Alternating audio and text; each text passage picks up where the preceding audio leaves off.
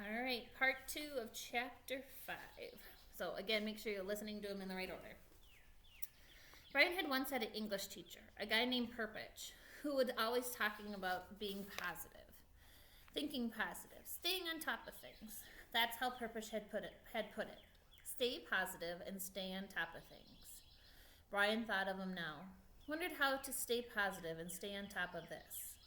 All Purpich would say is that I have to get motivated. He was always telling kids to get motivated. Brian changed positions so he was sitting on his knees. He reached into his pocket and took out everything he had and laid it on the grass in front of him.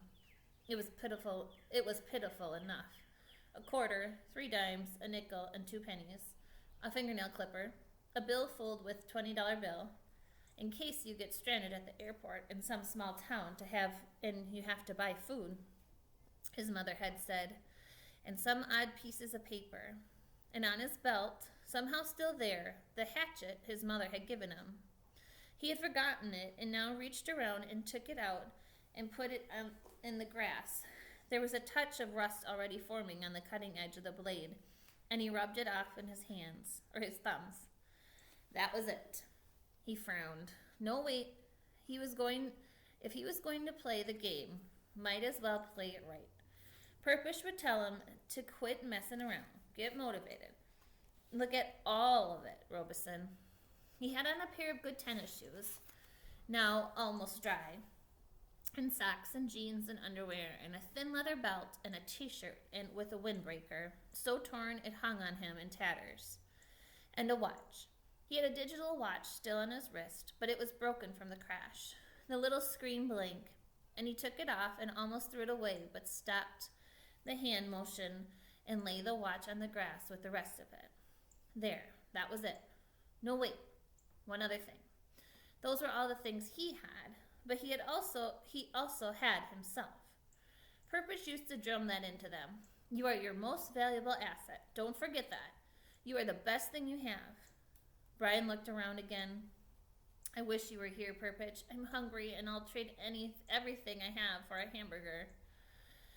I'm hungry, he said it aloud, in a normal tone at first, then louder and louder until he was yelling it. I'm hungry, I'm hungry, I'm hungry! When he stopped, there was sudden silence, not just from him, but the clicks and the blurps and the bird sounds of the forest as well. The noise of his voice had startled everything, and it was quiet. He looked around, listened with his mouth open, and realized that in all of his life he had never heard silence before.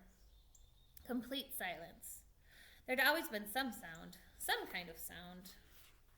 It lasted only a few seconds, but it was so intense that it seemed to become part of him. Nothing. There was no sound.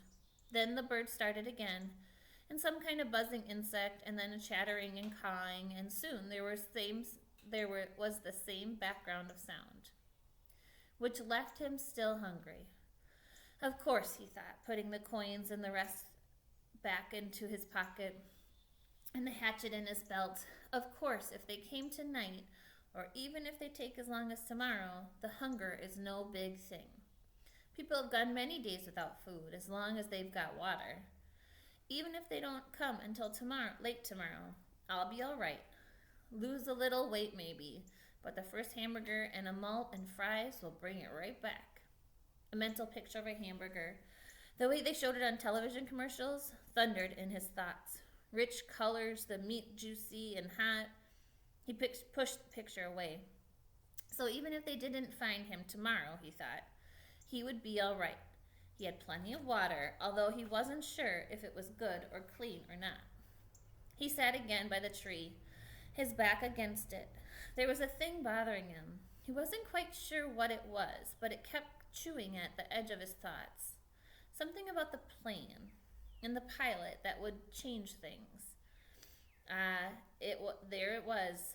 The moment when the pilot had his heart attack, his right foot had jerked down on the rudder pedal and the plane had slewed sideways. What did that mean? Why did that keep coming into his thinking that way, nudging and pushing? It means, a voice in his thoughts said, that they might not be coming for you tonight or even tomorrow. When the pilot pushed the rudder pedal, The plane had jerked to the side and assumed a new course. Brian could not remember how much it had pulled around, but it didn't have to have, but it wouldn't have had to be much, because after that, with the pilot dead, Brian had flown for an hour after hour on the new course. Well away from the flight plan the pilot had filed. Many hours at maybe 160 miles an hour, even if it was only a little off course. With that speed and time, Brian might now be sitting several hundred miles off to the side of the recorded flight plan, and they could probably search most heavily at first along the flight plan course. All right, I had a 3-year-old interruption. Sorry, I think this is where I was. And they would probably search most heavily at first along the flight plan course. They might go out to the side a little, but he could easily be 400 miles to the side. He could not know, could not think of how far he might have flown wrong, because he didn't know the original course and didn't know how much he had pulled sideways. Quite a bit. That's how he remembered it. Quite a jerk to the side. It pulled his head over sharply when the plane had swung around. They might not find him for 2 or 3 days. He felt his heartbeat increase as the fear started. The thought was there, but he fought it down for a time, pushed it away, then exploded out. They might not find him for a long time. And the next thought was there as well, that they might never find him. But that was pathetic, and he fought it down and tried to stay positive. They searched hard when a plane went down. They used many men and planes, and they got to go to the side. They would go to the side.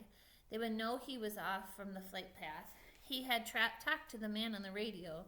They would know somehow. It would be all right. They would soon find him. Maybe tomorrow, but soon. Soon. Oh, maybe not tomorrow, but soon. They would find him soon. Gradually, like sloshing oil, his thoughts settled back and the panic was gone. Say that they didn't come for 2 days. No, say they didn't come for 3 days. Even pushed it to 4 days. He could live with that. He would have to live with that. He didn't want to think of them taking longer, but say 4 days. He had to do something. He couldn't just sit at the bottom of the street and stare down at the lake for 4 days and nights. He was in deep woods and didn't have any matches, couldn't make a fire. There were large things in the woods. There were wolves, he thought, and bears. Other things. In the dark, he would be in open here, just sitting at the bottom of the tree. He looked around suddenly, felt the hair on the back of his neck go up. Things might be looking at him right now, waiting for him, waiting for dark so they could move in and take him. He fingered the hatchet at his belt. It was the only weapon he had, but it was something. He had to have some kind of shelter. No, make that more. He had to have some kind of shelter, and he had to have something to eat. He pulled himself to his feet and jerked the back of his shirt down before the mosquitoes could get at it. He had to do something to help himself.